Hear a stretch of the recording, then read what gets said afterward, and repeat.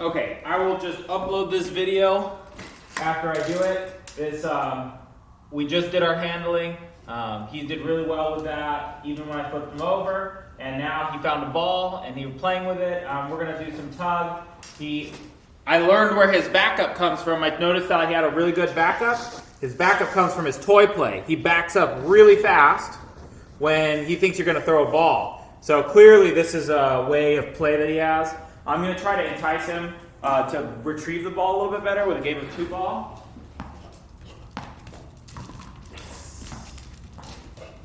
Good boy.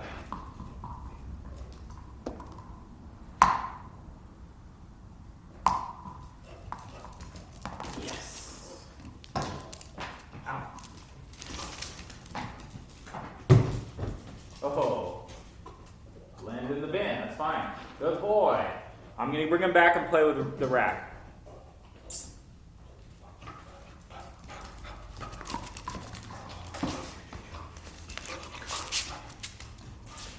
Oh, good boy. Good boy. Good boy. Good boy. Oh, good boy. Oh, good boy. Oh, good boy. Yes, good boy. Yes, good boy. Now, he is a puppy with growing teeth, so I don't want him to hurt his teeth. You see how far away he runs? It's because he thinks that he wants me to throw it. That's really cute, but I actually wouldn't mind teaching him to tug appropriately. It's a good way for him to get all this rage that he has inside out. That's not going to escalate things because I'm going to set very clear rules about tug. Very nice. Out. Hey, sit. Sit. No. Sit. No. Yes. Good boy. Good boy. Yes, good boy. So he's growing boy with, very young teeth. I don't want him to hurt his teeth as he's tugging. So the important thing is that all the tug comes from him. He gets to pull as hard as he wants, and I try to not pull back. I just hold it. Sometimes I give a little bit, but I don't start initiating that tug by pulling it towards me. Oh man, you want that rack, huh? You want the ball. He can't choose which one he wants. Interesting, when I play with the rag, he goes for the ball. He's a very strange dog. Sit. No. Sit. No. Sit. No. Sit. No. Sit. Yes! So I throw the ball in the direction he's not anticipating. Because he gets very, very strong assumptions, obviously, in his head. Try that again. I'm over here.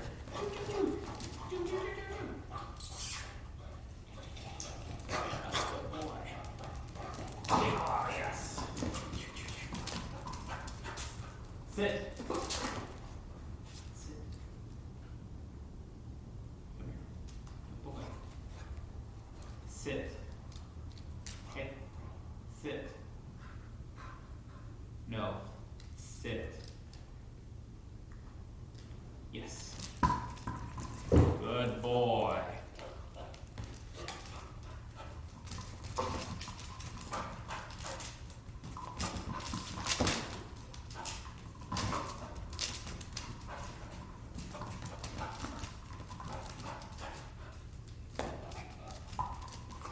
Sit. No. Sit. No. Sit. No. Sit. Yes. He has such a strong expectation to throw it that way that I'm going to throw it that way, which I don't know where that comes from because he's never been here before and I've only thrown the ball for him a couple times. It makes me think that his owners or previous home or whatever are very routine in the way they do things. So they probably throw the ball with the same hand every time, in the same direction every time. He has this built-in routine of, I back away a certain distance, you're going to throw it the same direction that I back to, and if I throw it that way, he even runs a couple steps the other direction before he realizes I didn't throw it that way. Also, sit, I'm grabbing his collar to prevent him from backing up when I say sit. I don't want that to become a part of a behavior chain. I want him to sit when I say sit. And if I back him up, then I'll tell him to back up. Good boy. Boy, sit. Sit. No. Sit. No. Yes. Ah, he thought that time. He waited for a second. Good boy.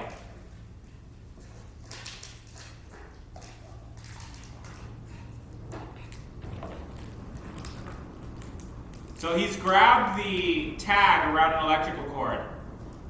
And it was attached to a rolling heater unit. I wanted to see what he'd do. He almost dragged it over here, but I think he would have spooked himself, which would have been fine with me. Puppy. Okay, I'm going to do some recall work for food, then we'll go back to toys in a second.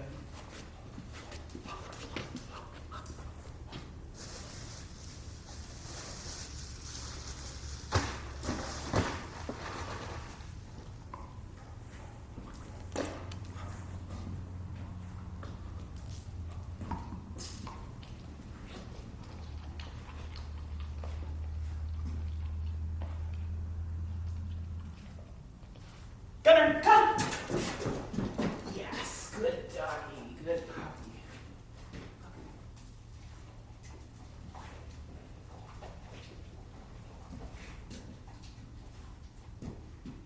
Gunnar, come! Yes, good puppy. Good puppy. Gunnar, come!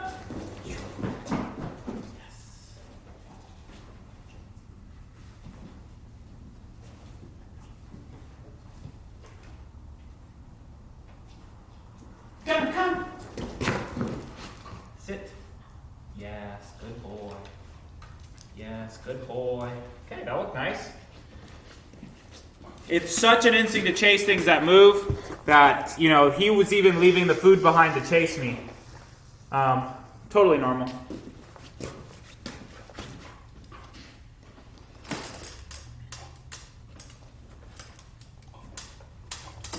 Yes.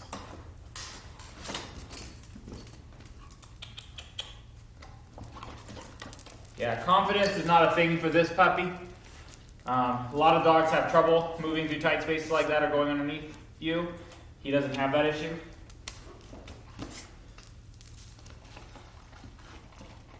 fact, I'm going to make it a little bit more difficult for him this time.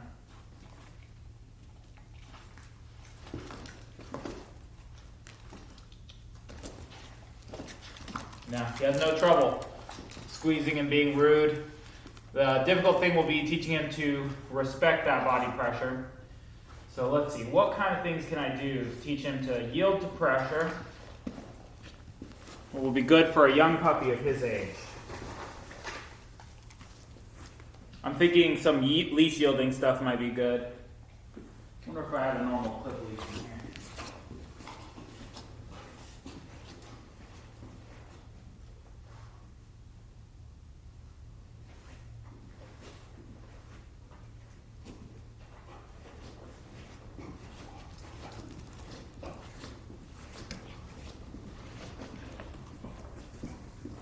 Okay, so all I have is slip lead, same difference, no problem with that.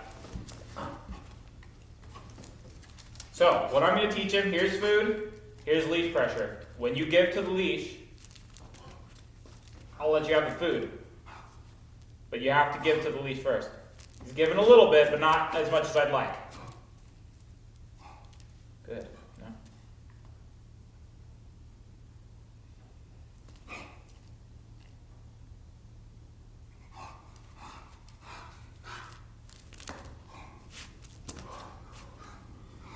Yes, good job. So he's backing up away from the leash, but he's not he's backing up away from the food, but he's not backing up away from the leash pressure, which is what I want him to learn for this session. And so what I'm looking for is for him to take the tightness out of the leash and give it some slack. Yes, good job. Very nice. No.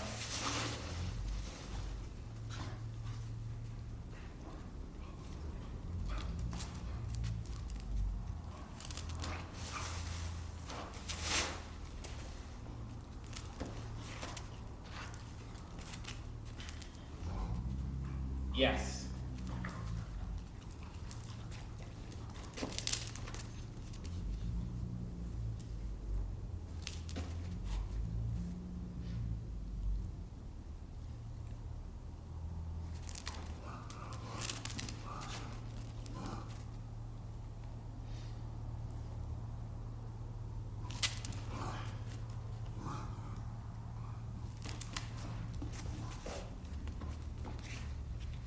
Good. Now, if your dog's really strong, like actually, even though he's a young puppy, he's really strong.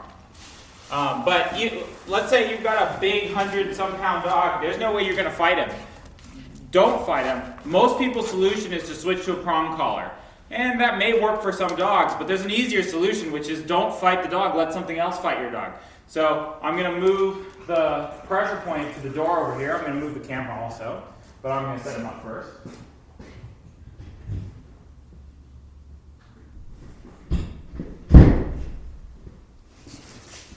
So now he's tied to the door, and I can see, oh my gosh, he needs this so much. He has no idea how to release the pressure from his neck. So all I'm going to do is do the same thing, but instead of me holding the leash, the door holds the leash for me. Now I have to work much less hard. So I'm going to wait for the leash to go slack, and then I'm going to mark him and step in and give him food.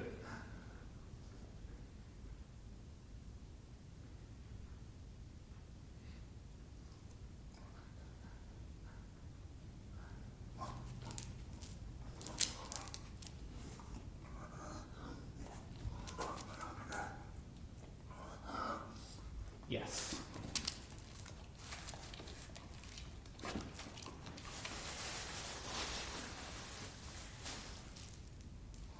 Yes. Yes.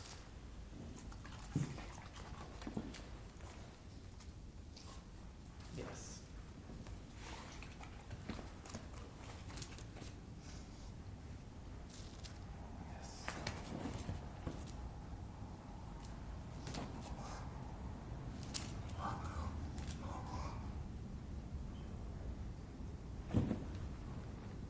Now he thinks that sitting is what releases the pressure.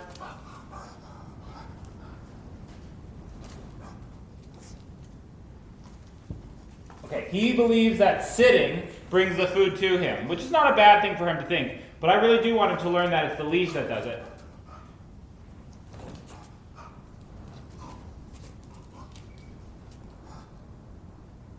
So if he sits like this, where the leash is still tight, I'm not going to give him food.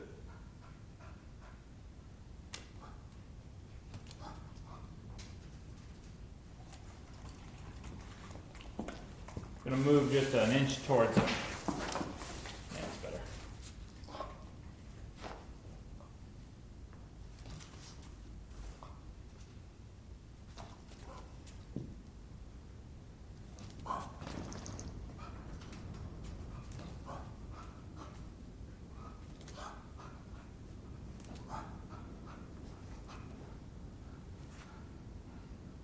He really wants to lunge, not surprisingly. Yes. So I just have to be very patient, and every time I move my hand forward that he budges, it's going to change. If he lunges, I pull my hand back.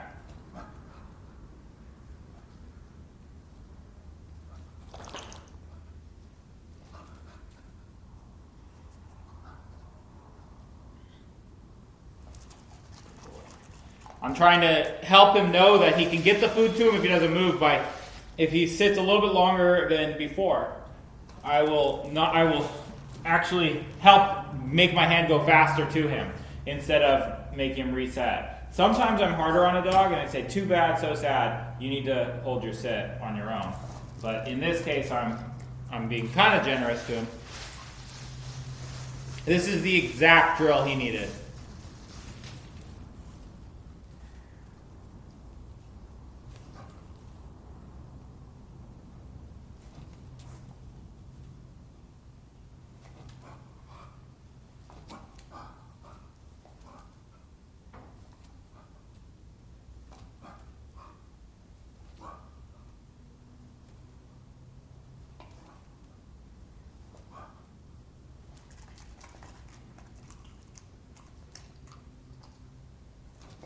He is a very ambitious dog. He thinks he's going to get it his way.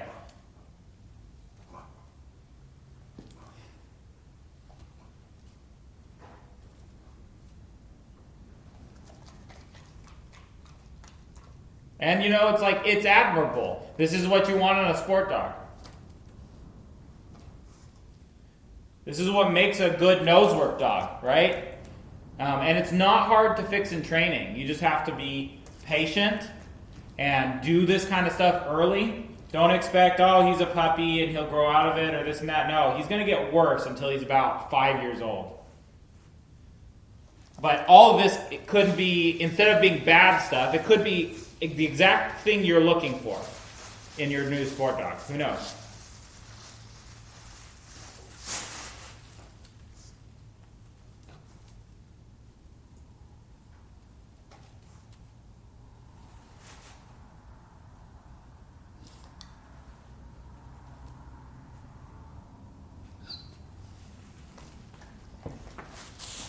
Okay, I'm going to unclip them, and that'll basically be my training session for today.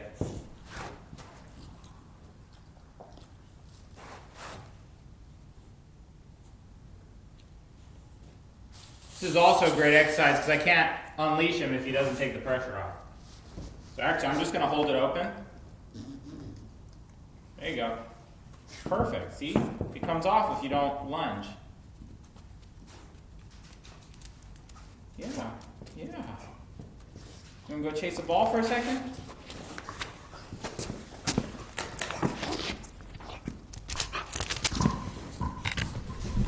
So I'm just going to play ball for him for the last few minutes, but that's basically it.